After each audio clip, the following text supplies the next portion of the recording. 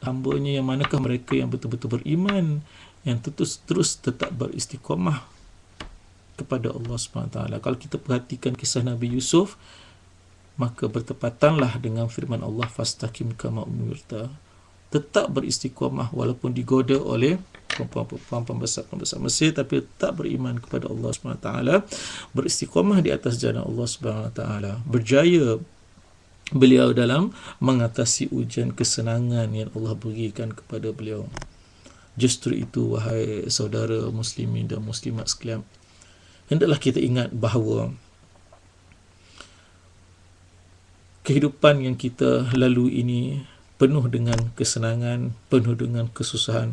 Semuanya adalah nak membentuk diri kita untuk menjadi hamba-hamba Allah yang salim, yang sejahtera kepada Allah Subhanahu Wa Taala, yang merasa redha dengan Allah Subhanahu Wa Taala.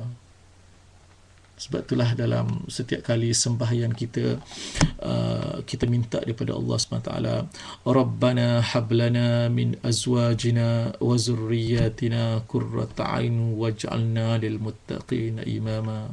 Rabbana, wahai Tuhan kami, hablana min azwajina wa zurriyatina qurrata a'yun, sejuk mata memandang. Biarkanlah isteri kami, anak-anak kami sejuk, jadi mereka yang sejuk mata memandang. Waj'alna muttaqina, jadikanlah orang muttaqi itu sebagai imam kami. Kita berdoa kepada Allah Subhanahu Wa Taala supaya menjadikan kita, menggolongkan kita dalam golongan mereka yang mampu terus beristiqamah melakukan ketaatan kepada Allah Subhanahu Wa Taala, kerana kita faham daripada kata-kata inna siqataz zunubi tamna'u min khiffati ibadati. Apa maksudnya tuan-tuan dan puan-puan? Inna siqataz zunubi, sesungguhnya besar dosa dalam hati kamu menyebabkan ibadah yang ringan pun kamu tak mampu nak buat. Yalah tuan-tuan, kalau kita perhatikan dalam bulan Rejab ni, kalau kita Rasulullah mengajar kita mengucap selawat adalah merupakan satu amalan yang amat digalakkan. Simple saja. Allahumma salli ala Sayyidina Muhammad. Berselawat kepada Nabi. Banyak berselawat kepada Nabi adalah satu amalan yang digalakkan pada bulan Rejab. Itu pun kita tidak mampu buat. Maka betul lah kata-kata tadi, inna siqatiz zunubi, sesungguhnya besar dosa yang ada dalam hati kamu menyebabkan ibadah ringan bagi kamu pun kamu tak mampu buat. Nak baca Al-Quran sikit sehari pun tak boleh. Sebab apa? Sebab dosa tu dah tersumat di dalam hati. Semoga kita tidak tergolong dalam golongan yang dimasukkan ini. Semoga kita ringan melakukan ibadat kita kepada Allah SWT. Oleh itu tuan-tuan dan puan-puan sekalian, hendaklah kita selalu bersyukur di atas Allah, di atas apa yang Allah berikan kepada kita. Kerana kita tak nak digolongkan dalam golongan mereka yang hanya bersyukur dengan benda yang baru yang Allah kurniakan kepada mereka, tapi lupa apa yang sedia ada pada mereka. Sebab kadang-kadang kita manusia ni, bila dapat benda baru kita bersyukur sangat, tapi kita lupa apa yang kita dah sedia ada tu merupakan nikmat yang besar kepada kita. Satu contoh simple yang saya nak beritahu tuan-tuan di penghujung kuliah saya pada petang ini, nikmat kita dapat menelan air liur. Tuan-tuan bayanglah kalau kita tak dapat menelan air liur, apa akan jadi? Itu bukan satu nikmat yang besar yang Allah berikan kepada kita. Kadang-kadang manusia lupa. Diharapkan nikmat yang besar-besar yang datang. Okay? Tapi kita lupa nikmat yang sedia ada tu pada kita lupa.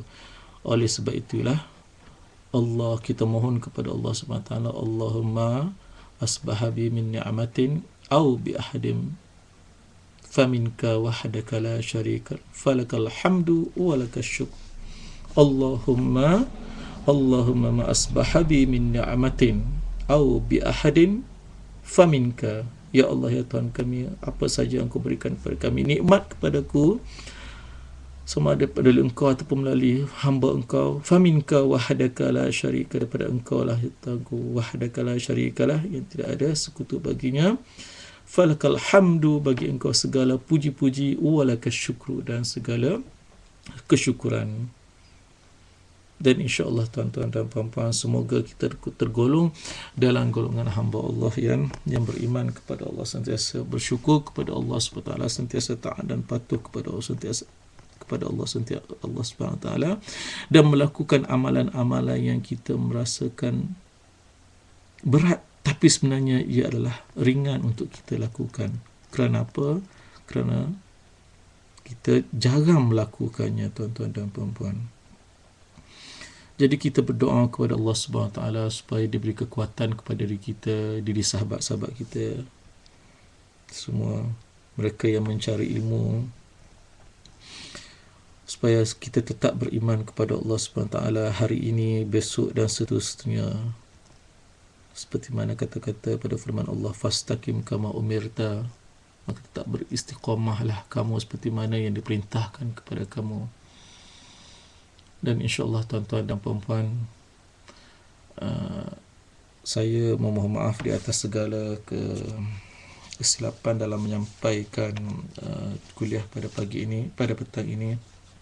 Semoga kita berjumpa lagi insya-Allah pada lain perbincangan, lain isu, dan kita ditetapkan di atas nikmat iman dan Islam yang berpanjangan. Wallahu a'lam. Sekian, Assalamualaikum warahmatullahi wabarakatuh.